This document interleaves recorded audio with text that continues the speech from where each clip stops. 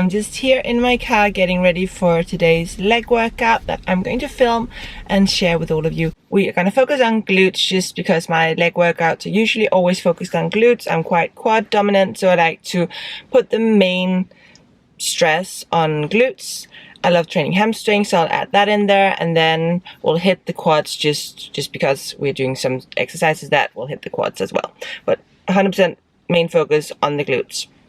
And before I go in, I'm just gonna mix my pre-workout. So today I'm having C4, and I'll just quickly mix it here in my bottle.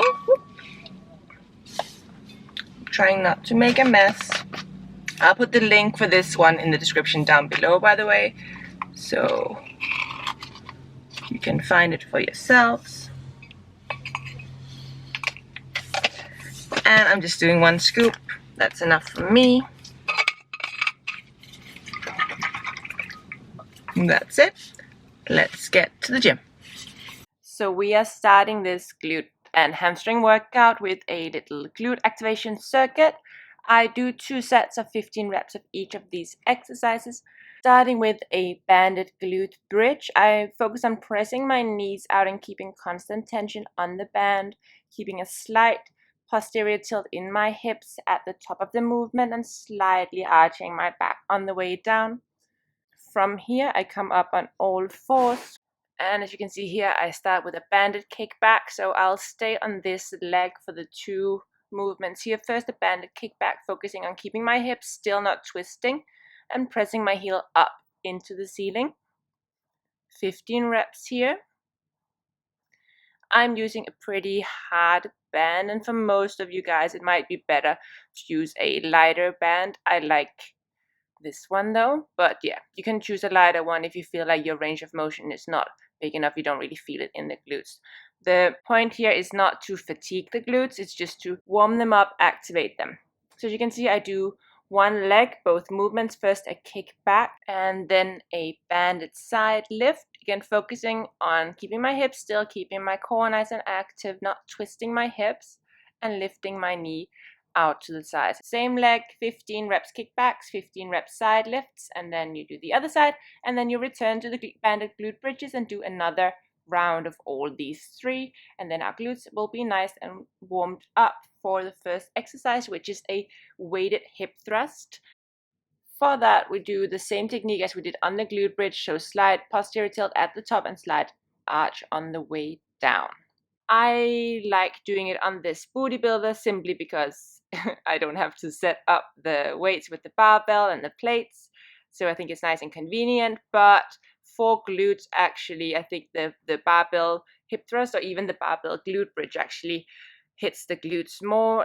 The incline here where my feet are makes this one hit my hamstrings a bit more, but like I said in the intro, I don't mind hitting hamstrings. I kind of like training them too, because I think a well-trained hamstring and a well-trained glute together is just the most beautiful thing on the body, so I like doing both as much as I can.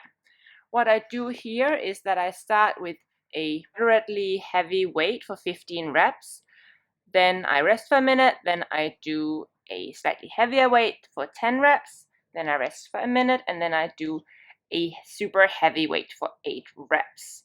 And as you can see, I'm cheating a little bit on the technique here, maybe not going full range of motion on the way down. Just be really strict with yourself. Even when you're pushing, don't allow for too much cheating. Anyway, on to the next one. Here we have Romanian deadlifts. Just a standard Romanian deadlift with a barbell.